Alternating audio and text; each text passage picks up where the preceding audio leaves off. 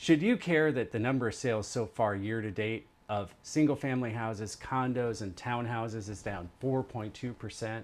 Should you care that the number of new listings is down 1% so far this year in comparison with last year? You shouldn't.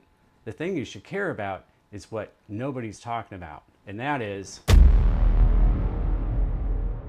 I'm going to cover a couple of main metrics, some things that everybody's curious about, which is the average single family sales price around Portland, how that's been changing over time, where it is now, and what the future looks like. The Fed just dropped rates again last week. What does that mean? I actually have a whole video about that. It's short, it's to the point, but it covers the topic really well.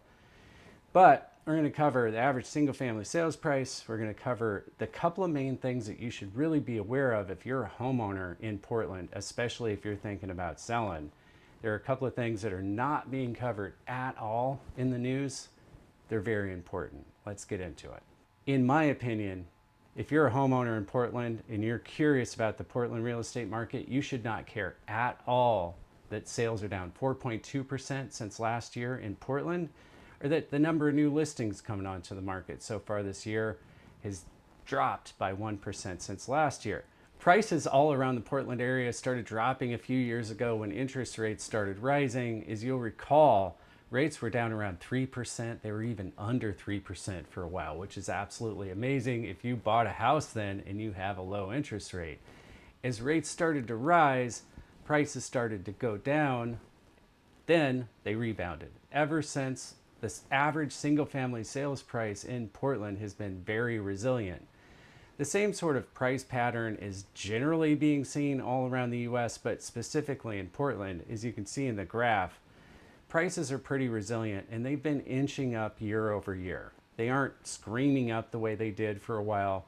They aren't dropping at all. Prices are pretty resilient. The thing that you should really know about that's not being covered that I mentioned in the intro to this video is that over time, and I'm talking about if you look all the way back to 2016, 2017, 18, and 19, all before 2020, we all know what happened during 2020. Things got to be a little nutty given the pandemic and interest rates started rising. And then the following year, prices in and around Portland dropped. As you can see on the price graph, again, right here, the average single family sales price dropped. As interest rates rose from 3% up to 5%, 6%. We got as high last year in 2023 as 8% for a little while. As of the time of this recording and as of the time of the election, the average 30-year fixed rate mortgage rate around the US has been around 7%, give or take a little bit. It's been a little bit on the upper side of 7%. It's back to about 7%. But prices have remained resilient even in the face of interest rates that are more than double where they were a few years ago. What isn't being covered is that the time on market, the time it takes before sellers accept offers on their houses, has been going up. And as you can see here, where we are right now in the graph, it shows that the time on market before sellers accepted offers on their single family homes in Portland, we're on the high side right now. In October, as you can see in the graph, we're definitely on the high end of where it's been every October going back to 2016. And we're on the high end of the graph in comparison with all the other months too.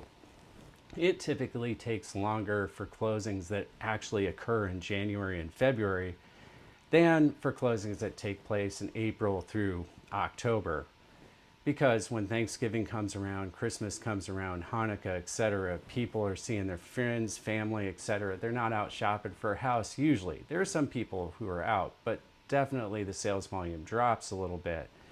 The time on market, the time it takes before sellers accept offers goes up, and that's a seasonal pattern. So ignoring the seasonal pattern would be not a wise move. So as you can see in the graph, looking at the seasonality of this time on market, even so, we're definitely on the high end. Combine that with the second thing that you absolutely should know, and that is the inventory expressed as months of inventory has been creeping up. We can look all the way back to 2016. We can go even before then. But from 2016 onward, as you can see where we're at right now, all of this year, we're higher than where we had been in all of those years for the most part. There are a couple of months here and there that pop up in the previous years, but during 2024, we're riding on the high end of that months of inventory. Even so, it's still a seller's market, but it's becoming more of a balanced market. At just under 3 months of inventory, we are still in a seller's market, but if we reach a point where we have 4 or 5 months of inventory, we're going to be in a market that some people refer to as a balanced market. Higher than that, a lot of people start calling a buyer's market. But in any case, it's taking a little bit longer to get homes sold in Portland and outside of Portland, in the Portland metropolitan area and all around the US. There are some cities even where the time on market has increased, inventory has gone up a lot, such as in Austin, Texas, for example. But it's still a seller's market in Portland, but just be aware, the pace of sales is not scorching hot. If you put your house up for sale in the spring or next summer, it won't necessarily sell in 10 or 15 days. Expect for it to take maybe 30 or 40 days. That's my prediction. Something else to be aware of is that the number of new listings and the number of sales in comparison with 2015 through 21, looking month by month. If you look at October, we were down about 35% of what was average during that time period during October.